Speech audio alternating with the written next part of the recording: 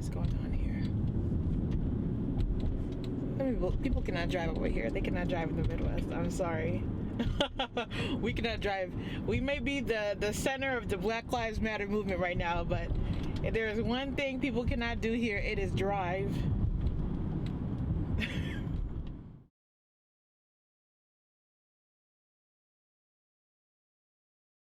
I just wanted this to be about them because we don't always focus on them, and we Black women, we deserve it. We deserve to get the attention and love and be catered to for once.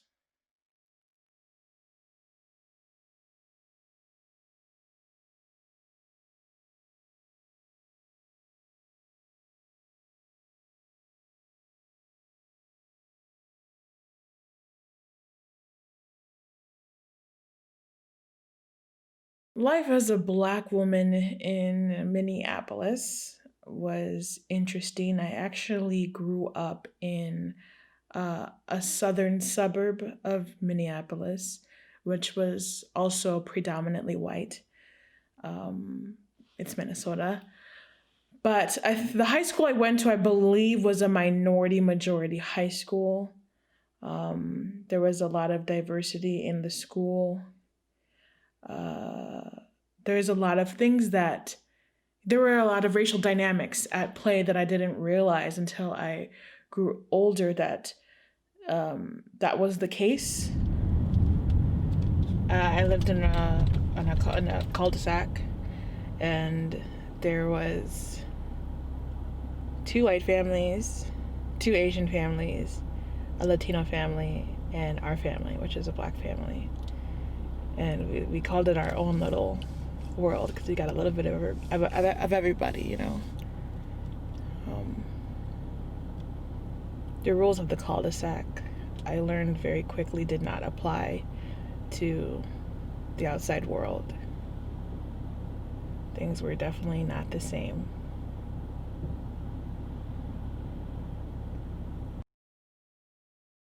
No, it was before I went to my sister's house, summer of 2017. I bought a camera. And I wanted to take pictures. I didn't have many pictures of myself. I didn't like taking pictures of myself. But I wanted to take pictures. I wanted to have pictures, so I guess I just did it.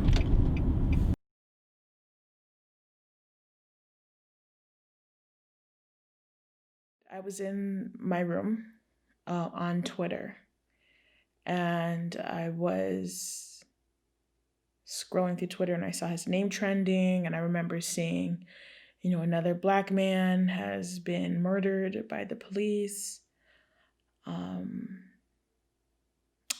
you have that, my initial response was like, damn, I guess there's that thing where you try to be, you've almost become a little bit desensitized because it's so common.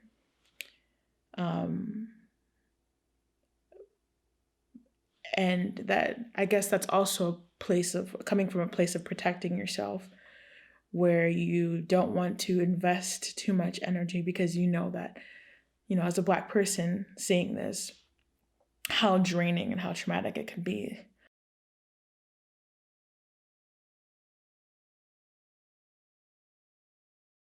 I was involved in some demonstrations. I made a poster from him, got him some flowers, and they had already erected a beautiful memorial. There were beautiful pictures, and I put my stuff down there for him. I gave the picture that I made, I put it out there, and we were just kind of being, and it was really beautiful moments, really tragic moments, but we were feeling it all together. That felt like community to me.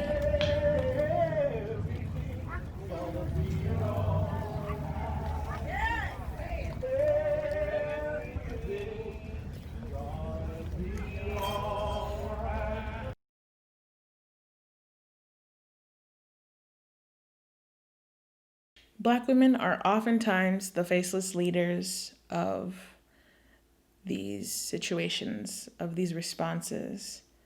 I don't know what in our nature creates this need. Maybe it's biological, maybe it's an environmental thing. For years, Black women have had to come to the aid of everybody. But that's really the role they take on, just being a guiding force.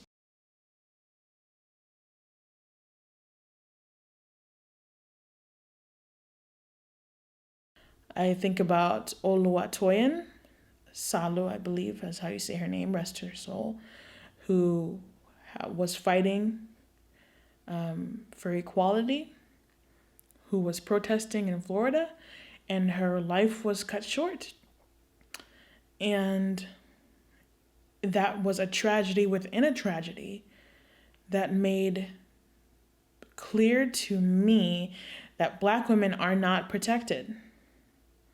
So we're going out there and we're fighting for everyone, and nobody is fighting for Black women. And that's one of the biggest things we face. Besides not being heard, we are not protected. So Black women's ideas are often taken. And I think that's another sign of anti-Blackness within the movement that needs to be addressed, where you're not listening to the Black women directly. You have to listen to a surrogate, through a surrogate, to placate people. And I don't think that's correct. I don't think that's right.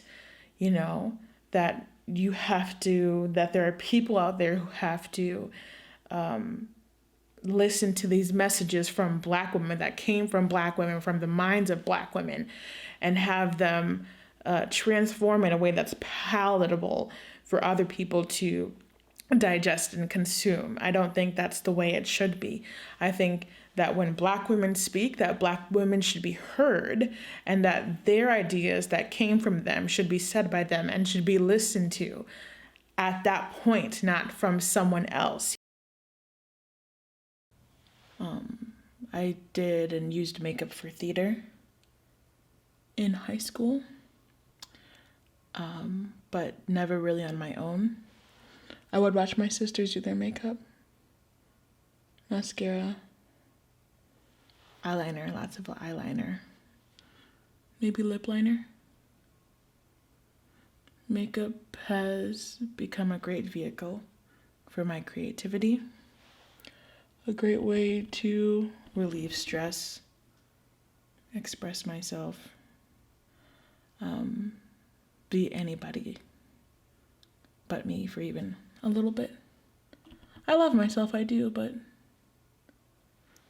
It's just can be a very stressful existence as a Black woman.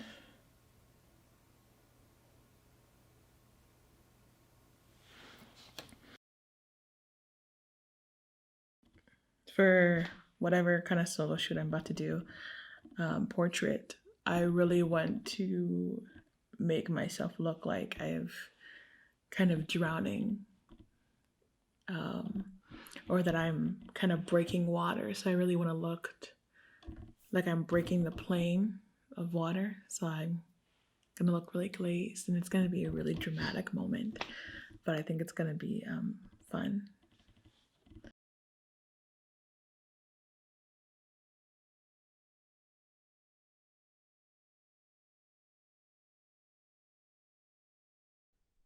Well, first of all, Black women are not our saviors. We are not here to die on the cross or anything, sacrifice ourselves in any way. So dismantling the system would probably be the closest thing to an actual solution that we have at this point in time. And I know that sounds scary to a lot of people because yes, I mean that's weird. You don't know what's going to happen. What does it mean to dismantle a system? But I think freedom is worth more than the fear of the unknown. And a lot of people are uncomfortable with these somewhat radical ideas, but the solution will not and has never been comfortable. So you have to get that idea right out of your head. The solution is uncomfortable, but it's necessary.